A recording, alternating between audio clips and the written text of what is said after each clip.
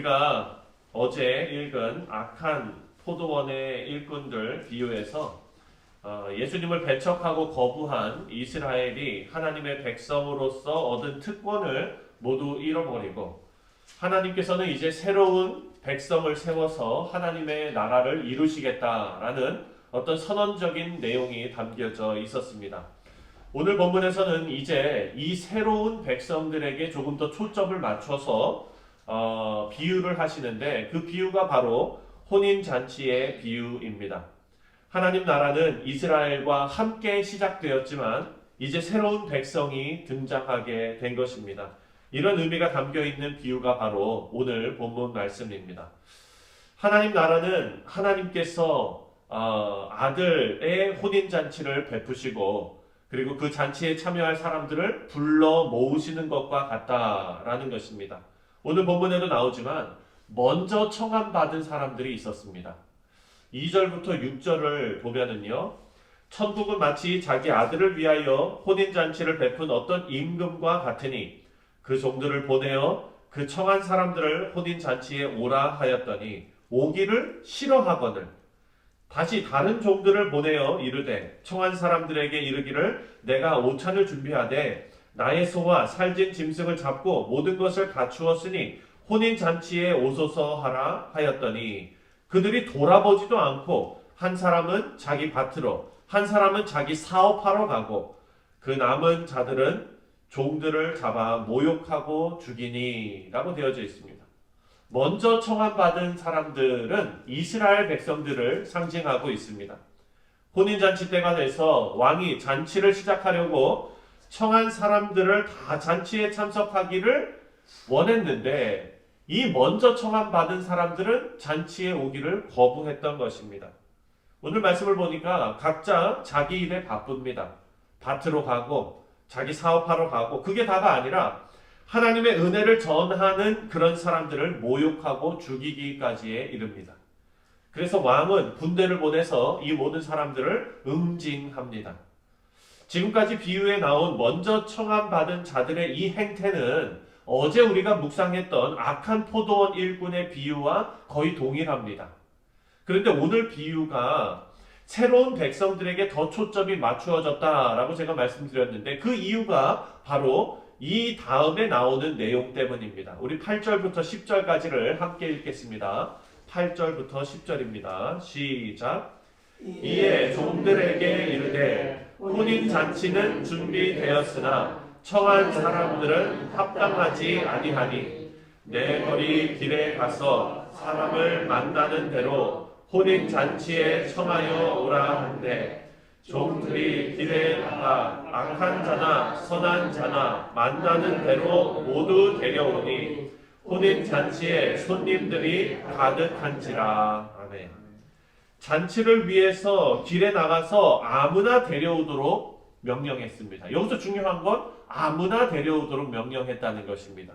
그랬더니 악한 사람이나 선한 사람이나 가릴 것 없이 만나는 사람, 그 만나는 대로 다 데려와서 손님으로 가득 차게 된 것입니다. 여기서 여러분 중요하게 생각해야 될 것은 만나는 대로 다 데려왔다는 것입니다.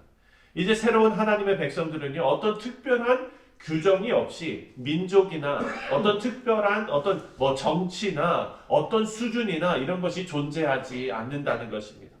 혼인잔치에 참석하라는 그 초대에 긍정적으로 반응해서 들어온 사람들은 모두 누구나 잔치에 참여할 수 있게 되었습니다. 예수님은 하나님의 축복이 이스라엘이라는 한정된 어떤 민족에게만 제한되는 것이 아니라 세상 모든 사람들에게 열릴 것이다 라는 것을 이 사실을 비유로 미리 알려주셨습니다. 초청은 모두에게 열려 있지만 여기에도 아주 중요한 제한사항이 있습니다. 혼인에 참여하는 그 참여에는 예복이 필요합니다. 11절부터 13절을 함께 읽겠습니다. 11절부터 13절 시작. 임금이 손님들을 불러 들어올 때 여기서 예복을 입지 않은 한 사람을 보고 이르되 친구여 어찌하여 예복을 입지 않고 여기 들어왔느냐 하니 그가 아무 말도 못하거늘 임금이 사람들에게 말하되 그 손발을 묶어 바깥 어두운 데에 내던지라. 거기서 슬피 울며 이를 갈게 되리라 하니라. 하나님께서 이스라엘 백성들을 하나님의 백성으로 삼으신 조건이 하나가 있습니다. 그것은 바로 하나님의 선택입니다. 우리는 이런 생각을 하죠. 왜 이스라엘 백성일까? 세상에 많은 족속들이 있는데, 많은 나라들이 있는데 왜 하필 이스라엘일까?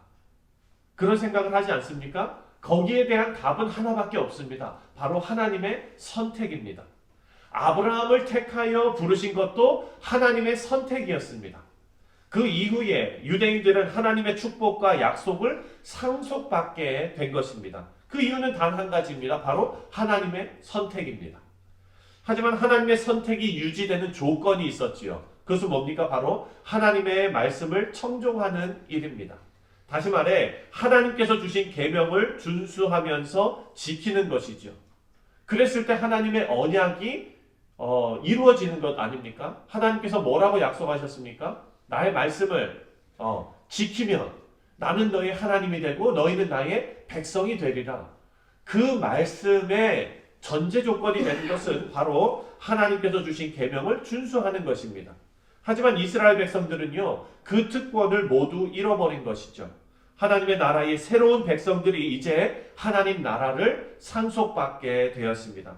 오늘 말씀에 나오는 혼인잔치에 참여할 수 있는 조건은 바로 예복에 있습니다. 이것이 중요합니다. 예복은 하나님 아들이신 예수님에 대한 믿음입니다. 예수님의 의를 우리가 입는 것이죠. 그래서 마태복음에서 계속해서 강조하는 메시지가 있습니다. 그것은 바로 예수님을 믿고 예수님 말씀에 순종하는 사람들이 예수님의 제자들이고 하나님 나라의 백성들이다라는 거입니다. 하나님 나라의 백성들은 다른 거 필요 없습니다. 바로 예수님을 의지하는 예수님의 의를 입는 사람들입니다. 이 예복이 없으면 천국 잔치에 참여할 수 없습니다. 인종이 중요한 것이 아니라, 집안이 중요한 것이 아니라, 교회의 직분이 중요한 것이 아니라 그 모든 것은 우리를 구원하지 못합니다.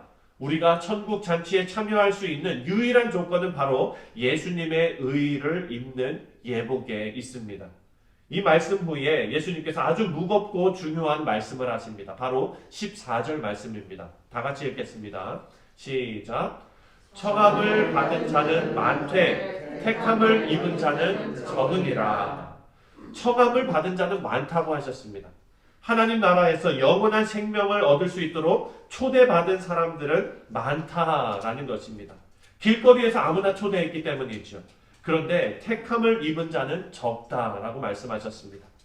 하나님의 새로운 백성으로서 초청을 받았지만 예수님의 의의 옷을 입은 사람들은 적다라는 말씀입니다. 여러분 생각해 보십시오. 예수님의 구원의 그 길이 세상 모든 사람들에게 열려져 있습니다. 왜냐하면 이스라엘 백성들이 그 선택받은 그 특권을 잃어버렸기 때문에 이제 이방인들을 포함한 모든 사람들에게 구원의 길이 열리고 그리고 그들에게 택함받은 초청받은 사람이 됐다는 거예요. 이제 혼인잔치에 참여하라는 초대를 받게 되었습니다. 근데 여러분 그 초대받은 사람들이 다 의로운 사람들입니까? 그렇지 않다는 거예요. 악인도 있고 선인도 있고 길거리에서 내거리에 나가서 만나는 사람, 응하는 사람 모두를 데리고 왔다는 것이죠. 근데 우리가 이 말씀을 묵상하면서 신약 말씀을 묵상하면서 생각되는 건 뭐냐? 우리 자신이 좀 잘나 보이는 그런 생각이 들 수가 있다는 겁니다. 뭐냐면 이스라엘 백성들은 구약을 우리가 쭉 읽었을 때 어떻게 저렇게 하나님을 배신할 수 있을까? 참 답답하다. 이런 생각 들지요. 그리고 나서 이제 구원의 길이 세상 모든 사람들에게 열렸다라는 말씀이 여기 구체적으로 나오니까 그러니까 우리들은 저쪽에 백의의 민족 죄 하나도 안 짓고 하나님께서 우리를 알아보지 못해서 그렇지 우리는 저쪽 땅에서 아주 그냥 깨끗하게 그렇게 아주 그냥 보존되어져 있다가 이제야 길이 열려서 주께로 왔구나 이런 생각 들 수 있는데요. 그렇지 않다는 거예요. 사랑하는 성도님들, 사실 세상 모든 사람들을 구원하시기 위한 하나님의 계획은 이때 신약시대에 이스라엘 백성들이 실패했기 때문에 열린 것이 아니라 하나님께서 창조하셨을 때요, 저와 여러분 모두를 염두에 두셨다는 것 꼭 믿으시기 바랍니다. 그리고 나서 하나님께서 우리를 택하시고 우리를 부르시는 이 과정 가운데서 사랑하는 성도님들, 우리는 예수님의 의를 입었기 때문에 주님의 백성으로 초대됐고, 예수님의 의가 우리에게 전가되었기 때문에 우리가 천국 백성이 되었다는 사실을 꼭 기억해야 합니다. 왜냐하면 우리가 우리 죄를 고백하고 하나님 앞에 내 죄를 회개하고 그리고 나서 구원받았다는 것은 어느 정도 납득이 되지요. 왜? 내가 회개했기 때문에, 내가 회개하고 작정하고 교회에 나왔기 때문에. 근데 사랑하는 성도님들, 우리가 예수님의 의를 입었다는 것은 생각하지 못하는 경우가 많습니다. 예수님의 의는 어떤 겁니까? 정말 죄 없으신, 거룩하신, 흠이 없으신 그 예수님의 의가 이제는 내가 그 의를 입게 됐다는 거예요. 이것은 사실 생각해보면 엄청난 일입니다. 내 자신을 돌아봤을 때 나는 정말 예수 믿는다고는 하지만, 제 자신을 얘기하면 제가 목사 안수를 받고 목사로서 사역을 하고 있지만 정말 하나님과 저의 그런 1대1의 관계에서 정말 모든 사람들을 다 필요 없고 나하고 하나님만 놓고 봤을 때 정말 발가벗겨진 나의 어떤 그런 모습을 하나님 앞에 비춰봤을 때 내가 과연 자격이 있나라는 생각이 들 때가 너무나 많은 것입니다.